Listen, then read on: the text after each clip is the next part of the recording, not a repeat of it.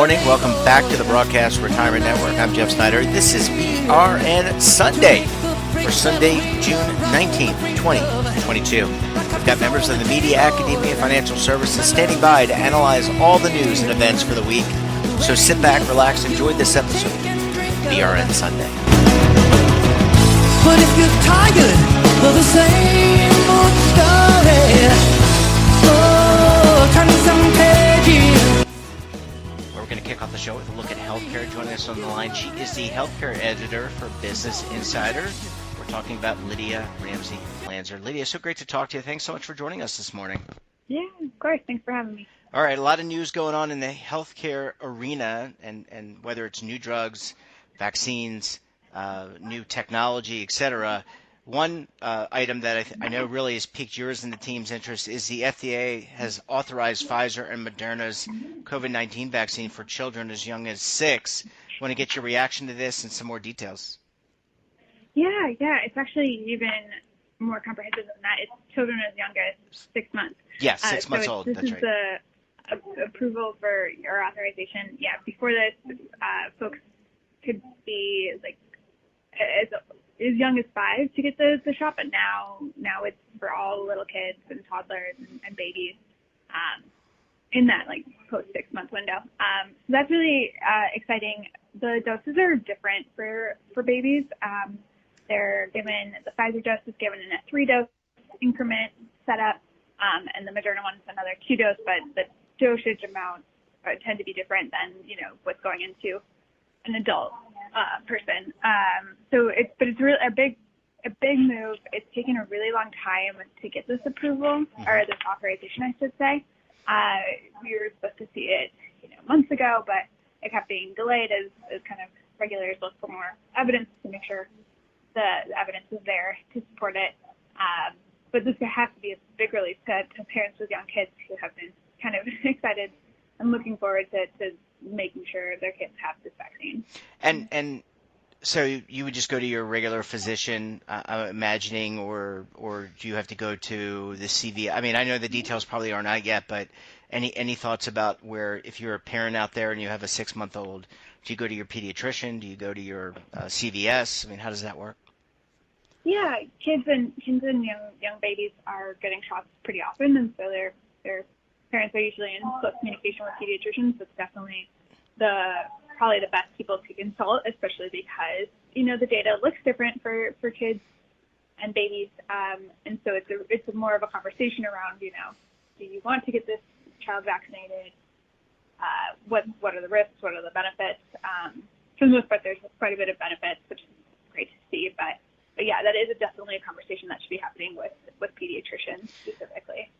Lydia, a lot of talk this week has been about the stock market, and even though we're talking about healthcare, there's a biotech market. There are startups that are creating new vaccines, new services in the healthcare industry. You've talked a lot about them. How have these startups done, like specifically the biotech market, done with what's happening in general at the stock market? Are they being impacted the same way as maybe a tech company would, where they're seeing some forced layoffs or things like that, furloughs or whatnot, or has it been remained kind of away from all that? Yeah, it's interesting. It feels like the biotech market took a turn, maybe even like 4 or 5 months before the rest of the market started to turn, around March when Russia invaded Ukraine. So we've been seeing this for a bit as investors have cooled off on stocks that are backing like vaccine development, things like that. Those got really hyped in 2020 and most of 2021. But yeah, definitely the storyline in 2022 has been big stock market dips. Companies are down a ton from their highs, and biotech companies are definitely not immune to layoffs. It's interesting to compare it to kind of tech and things like that, because to a certain degree, the business model is so different, right? Like, these companies don't have products they're marketing. They don't have revenue for the most part.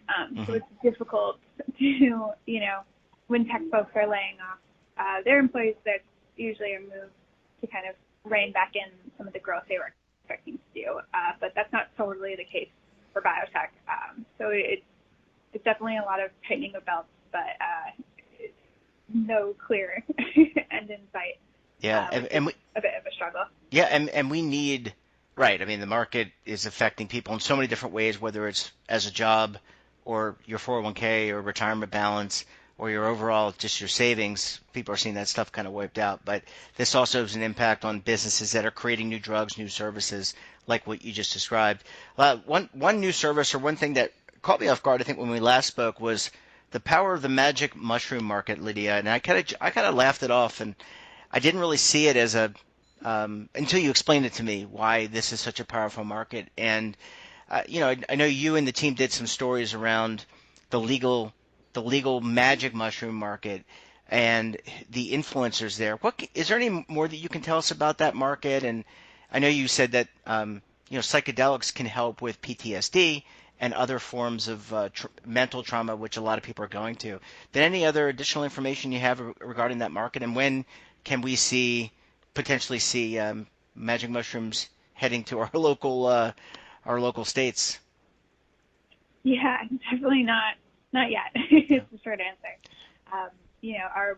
My colleague Yeji Lee has been doing a great job. She in June kind of set up with one of our other colleagues in the UK a clinical trial tracker, and that gives a really comprehensive picture about I think they round up about 18 clinical trials that can make or break this industry.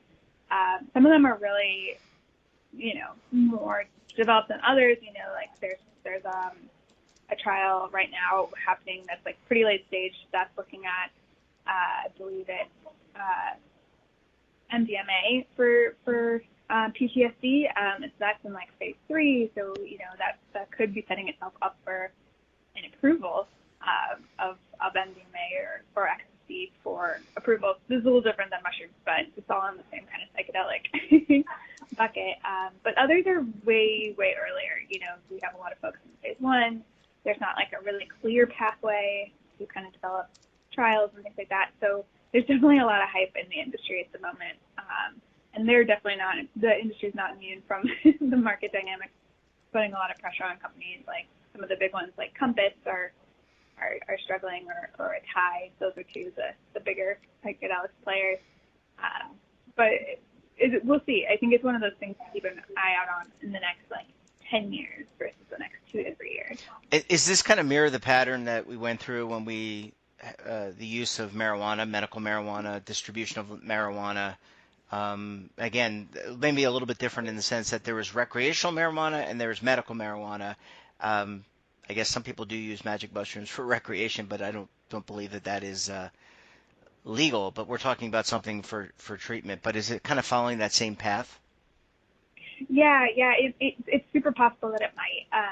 That's kind of the big question mark, is whether or not, when we saw there be a recreational cannabis market and a medical cannabis market, we saw that pop up because there was no really strong patents and ways to kind of take a drug through an FDA approval process to prove that it works for such and such condition, pain management, something like that.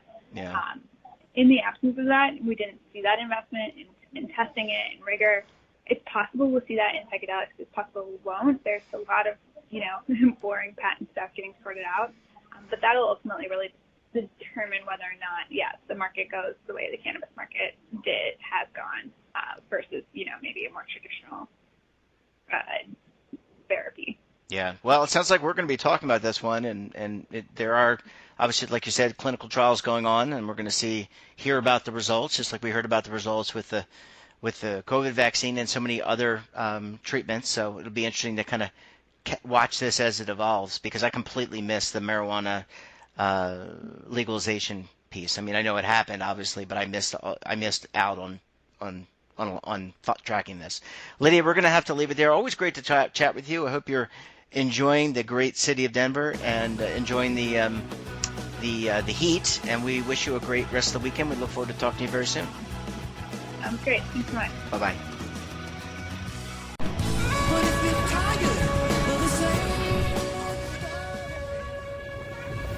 Imagine a new television network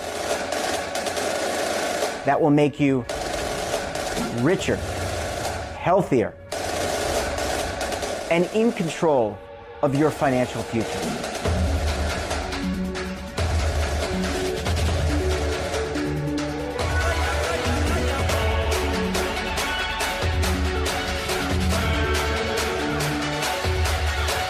This network is for the policewoman in Nashville, Tennessee, the baker in Dubuque, Iowa, the teacher in Lexington, Kentucky. We want to make the idea of savings and retirement culturally relevant. But what do you see as a defining issue of the midterms? Especially for the smaller businesses. I mean, they are the lifeblood of the American economy.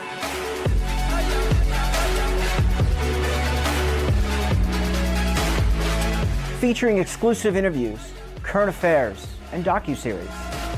33 years old, you retired early. The philosophy is money only matters if it helps you live a life that you love. But you got to start thinking about retirement as soon as you get in.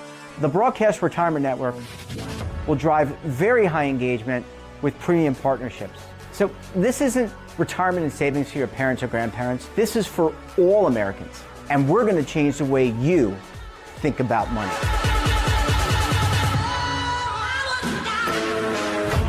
Welcome to the next frontier of retirement and savings. This is BRN, the Broadcast Retirement Network. Hopefully now you're interested in investing in stocks, which we at the Motley Fool believe is the single best way for folks like you and me to gain what could be truly life-changing wealth. That's why today we've got a special offer for new members. Since the service started, our average stock pick has returned over 600%, and that's over 4 times the return of the S&P 500. Don't regret not taking action right now. Just enter your email to get started.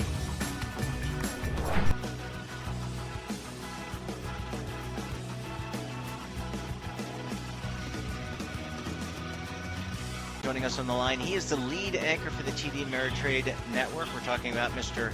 Oliver Rennick. Oliver, thanks a lot for stopping by this morning. Thank you, Jeff. Always. Yeah, it's appreciate it. Yeah, it's a pleasure to get you to break things down. Let's talk about the 75 basis point rise by the Federal Reserve. What was the impact on the markets this week? We got a pretty big sell-off. Basically, more of the same continuation in the broad market trends, and specifically a near identical repeat of what happened after the May FOMC, where markets rallied on the day and then sold off the night of, which is basically exactly what happened the last time Powell made a move on FOMC. And that's important to context just real quick, because last time around, the main highlight from the May FOMC was a fairly dovish language that Powell used to try and dissuade the market from expecting 75 basis point hikes in July. And when he did that, the market rallied for a day and then sold off. Yields kept going up, stocks kept going down. So now he went dovish last time. And this time, even though he was quick to turn around from that inflation print and go 75, so he showed willingness to become more hawkish depending on the data, and he did that by hiking 75 basis points, which is what the market expected after the hot inflation. But looking at how the bond market prices in future hikes for the rest of the year, Powell's message going forward alongside the rest of the FOMC is actually still pricing in fewer hikes than the market. So he's saying 75 is not necessarily the new standard. Next one, probably 50 to 75, and basically we'll see after that. The market still has more conviction that there will be steadier hikes of at least 50 basis points. So he actually was still more dovish than the market. So you're getting an idea here of really how intense the bond market has been in its concern over inflation not coming down. And so we got the exact same thing as in May. Even though Powell might have seemed more hawkish with doing 75, he actually still signaled less than the bond market was expecting for the future. And thus we got the exact same event, a rally in stocks and then a sell-off the next day. However, this is where it gets very interesting. The sell-off on Thursday was a little bit different than the last FOMC-driven sell-off. We got a new low in stocks, which is what happened last time. And the catch, though, is that this time you had the dollar selling off in a big way, and you had bond yields going down. And that's a bit of a different type of selling. The reason why that's important is because if bond yields are going down and the stock market is selling as hard as it did on Thursday, with specifically really bad performance in home building stocks and cyclical reopening trades, that is more a market that is really starting to fear an economic slowdown. So it's a combination of both the interest rate dynamic, which has already been pressuring stocks as yields go higher and crushes the valuations, but that's a bit of a different type of reasoning for selling than, okay, we're actually really at risk economically.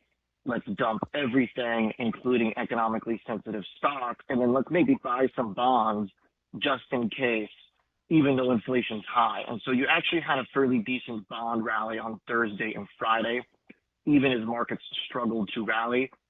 Friday, a little bit of strength early on, but the message of the week is more selling in stocks, generally higher yields still, but also a higher risk of recession induced by this tightening that markets are starting to really fear. Oliver, what's the benchmark? Is it just inflation? When you look, I don't know, I mean, the Fed has its own language. It looks like English, but it often isn't. It doesn't always react like English. But what's the reaction? What are the benchmarks by which they're going to be measuring this? Is it, prices coming down, gas prices coming down? Any idea there? Yep, good question. Good question. I've been asking people the same thing basically all week. It's basically just inflation. That's where it just really right now is hard to be super confident in the status of the economy or the stock market because inflation is still warming up based on the CPI print that we last saw, where we did get a higher number. So there's just no sign of it. Maybe commodity prices going down. I think that's probably what you need to watch for. Crude oil sell-off in the second half of the week is interesting because if you're going to have home builders selling off because mortgage rates are surging and that is going to hurt people's wealth by their home prices going down or just affordability of homes changing, as well as some of the other consumer stocks really selling off. If the market's going to punish and sell businesses that depend on the economy, then you might as well hope crude oil crashes too. Because basically the Fed is saying, and Jay Powell did say, look, I'm not trying to create unemployment, but it's probably going to happen, and we are going to have to pump the brakes. So they're using this blunt instrument to swing to try and hit inflation, and it looks like they're hitting some other stuff right now. Let's hope the sell-off in crude oil means that maybe it just might work. Oliver, we had talked in years past about cryptocurrency, and I think the crypto bulls were always saying that if the markets went down, the crypto would be a safe haven, or it would be at least not go down as much. But that really has not been the case. I mean, it has continued to get hammered, whether it's Bitcoin, Ether, Ripple, any of the zillions of cryptocurrency. Any thoughts there on the digital asset market? Oh yeah, it's I don't think the selling in risk assets is over until we see Bitcoin trading below 10,000, possibly as low as 3,500, maybe even lower. Once we break through 20,000, I think that the downside in crypto is difficult to fathom how quickly it could come about. I think that still is probably the baseline we have to work off here because it's the least productive, most excessive asset class without much utility at all thus far, and thus that should lead to extreme downside. We're already seeing extreme downside in crypto, and we're seeing big downside in the stock market too. But because we see the way the stock market is particularly punishing companies that don't have profit, don't have dividends, way along that risk spectrum, even worse than those bad companies, is the crypto world, where there is really nothing behind the vast majority of market cap, if not close to all of it. So my baseline assumption, after we've seen how Bitcoin has really failed here over the last 8 months, if you plot Bitcoin versus CPI, as soon as inflation exited the past 10-year range, Bitcoin started declining. And Bitcoin has been the worst performer since inflation started heating up. It is a perfectly inverse chart. Since CPI started rising, Bitcoin has been going down the worst. That means that whole narrative is bunk. And because it doesn't work as money in a real useful way, there will be some utility for people that need to transact in this this means of exchange, but the price to do so is much lower probably. So I would expect a lot more pain. Yeah. What about this short week? So Monday is the market's closed for Juneteenth. I mean, what typically is there a typical expectation of where the markets will be or could be? Not really. No, it We know doesn't. VIX will be lower though as you take out a day, and there's options expiry today, so volatility is really diving today. But we'll see. I mean, new low in stocks means the trend continues to generally just assume that rallies are meant to be faded in this market. Yeah. Well, I guess we'll have to see how things unfold. Always a great conversation. Oliver, thanks so much for breaking it down and wishing you a great rest of your weekend, my friend. All right. Thanks, Jeff. See you, bud. Bye-bye. See ya. Later. And that wraps up this episode of BRN Sunday. Have a topic of interest, somebody you think we should talk to, drop us a line. And don't forget, for all the latest security news and lifestyle, wellness, finance, tech, so much more all in one place, check out today's edition of our daily newsletter, The Morning Pulse. Want to search our archives, check out our latest content. We'll visit our website. That's at www.broadcastretirementnetwork.com. And, of course, our streaming partners. We won't be on tomorrow. Tomorrow is Monday. It's also Juneteenth. But we're back again on Tuesday for another edition of BRN AM.